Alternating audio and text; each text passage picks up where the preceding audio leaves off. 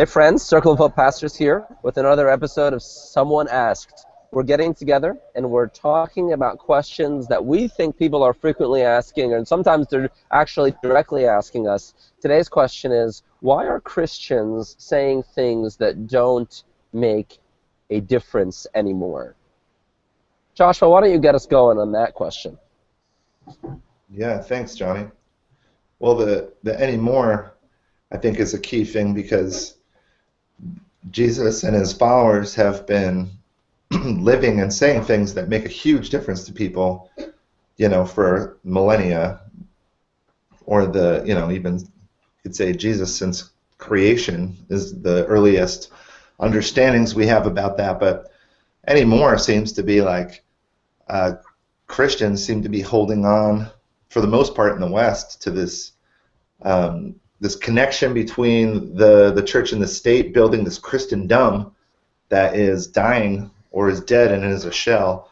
So a lot of times the rhetoric is about maintaining that power dynamic and the status quo, as opposed to really responding in a way that subverts the powers and grows something new, something beautiful, a new embodiment of the gospel. I like how you said you kind of had a little fortunate malapropism there with Christendom.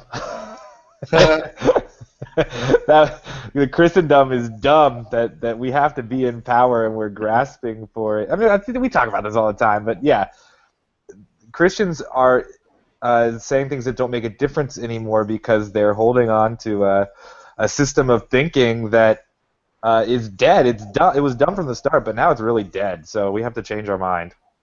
Well, I know you think we talk about this a lot. By the way, malapropism, nice vocabulary word for the day. I don't know. I'm not sure I know what that means. But the people we're meeting, that I'm meeting, are really stuck in what they don't even know is the past. They've been swimming in an ocean of this principle-based Christianity. And you got these guys with big giant pulpits that still hone down on you. If you don't toe the line to it, you're like a sinner going to hell. Same as always, and they don't know that there's even an alternative. And they don't really get that Jesus is a lot more organic than some modernistic thing that got really honed in 1650 or something like that and just got elaborated ever since. And they built schools about it and institutions based on it, and pastors have entire careers based on promoting it and making big speeches about it, writing books, until you're just swimming in this sea of facts that you're supposed to master like you're a perpetual 8th grader trying to pass. I think it's sad, and they don't know I think that's just wrong. No one should be subject to that kind of weird intellectual coercion, but that's basically what people think Christianity is. So I don't know if we can talk about this too much. I don't think we're done with this yet.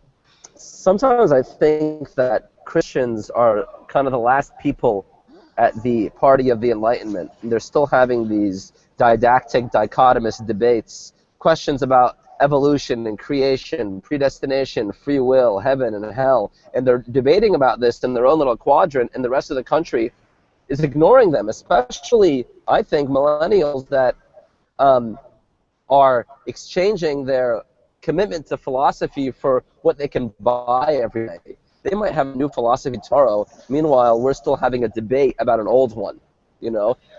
Philosophies are for sale now. They're not for commitment. I only periodically get into that debate, Johnny, so I'm not sure. When you say we're having a debate, I don't know who that community is, because I'm traveling with a community that actually is doing something next and not just stuck in the old debate as if that's what Christians are supposed to do. Having the same kind of circular debate that America has every time somebody gets shot, and we have the same debate.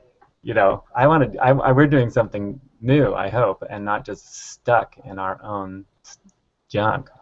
Well, I just want to say one more thing, Ben, before you get started, because the reason that means so much to me is I don't talk to millennials about it as much because they're just kind of on a lot about it. They're not thinking about it maybe as much as other people are. But I talk to a lot of 30-somethings who grew up in the church, and their principal Christianity is just like choked out, and they don't have anything. It didn't have enough substance to actually get into their adulthood, and that really is sad to me. Well, I'm talking to those early 30s and younger folks, and in my cell group, we're interested in some of these debates. They want to kind of get over some of that stuff that Johnny's talking about and move into what's next. And just the process of having the conversation, and I'm trying to convince them the whole time that us relating and having this conversation is what's actually going to be transformative. Okay, that's the topic of conversation, but what really matters is, how you feel about it and what you're going to do about it now, how you're going to relate to Jesus versus getting your sort of thoughts straight on whatever topic it may be. And it actually is changing people. It's kind of astounding how quickly it happens with this new cell that I just started, that we are forming a group, we're learning to love each other, and even talking about some of these topics that I think I'm ready to move on from because I've rehashed them. They're bringing them up. We're talking about them, and in the process, we're actually getting to what does life in Christ look like now. The kind of dumb Christianity, the Christian dumb, is where it started, but it goes deeper quick when we're actually relating. I think the Yeah, I think you're principle. talking. Oh, sorry, Joshua. Go ahead. No, please. I love that we're getting into the principle-based Christianity because I think a lot of people who especially grew up in the church don't know that that's what they know.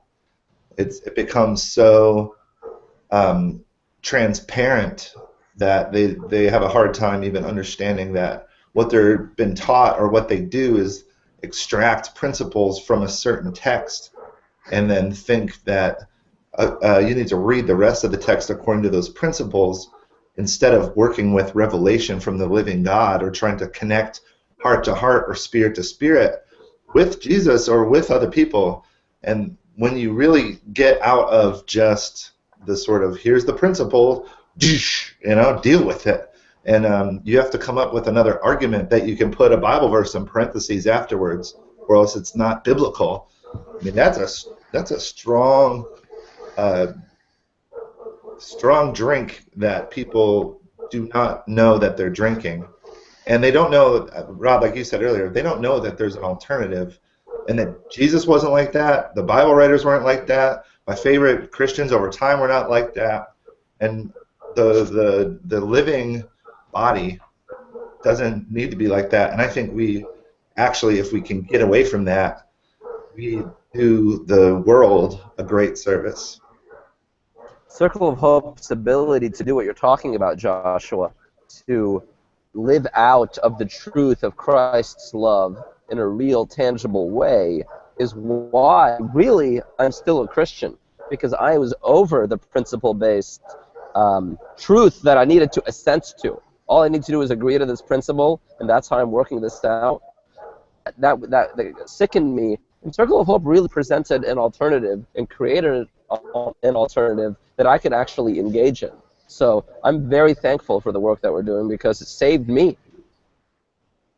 Just to verify what you're saying with the principle, I mean, at least a part of the Bible, Luke 8:15 says that the seed on good soil stands for people of noble heart, who hear the word and retain it, and by persevering produce a crop.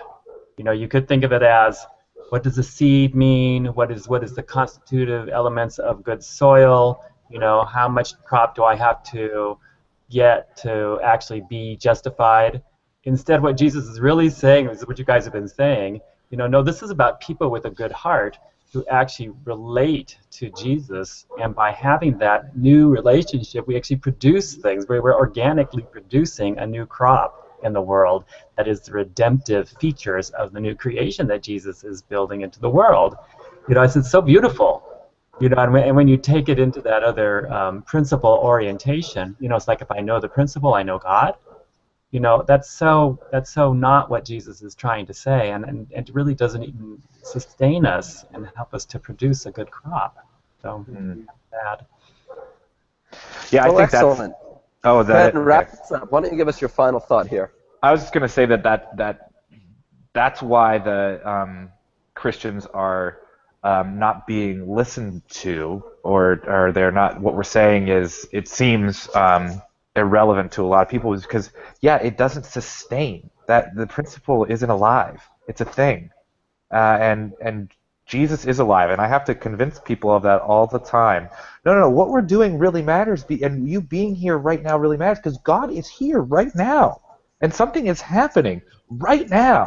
It didn't happen so many years ago only, and if it did just happen then we're sunk. You know, if Jesus isn't actually resurrected, then we are to be pitied, as Paul said. And I am not. I don't feel pitiable. I feel alive in Christ, and I see the evidence of it in my especially in my cell group where I get to have these personal relationships, and that's why we do them, because you actually get to see evidence of it, and that's good for the person who's being saved, but it's good for me, the person who's trying to produce fruit, because it could be discouraging. I could be irrelevant to myself if I didn't actually get to see transformation happen on a regular basis, and thank God I do. Well, that's great, Ben, and thanks, guys, for talking about this. Circle of Hope really is creating an alternative, and I hope that you would join us and be a part of our cells, our public meetings, our community. Until next time, for Circle of Hope pastors, see you later.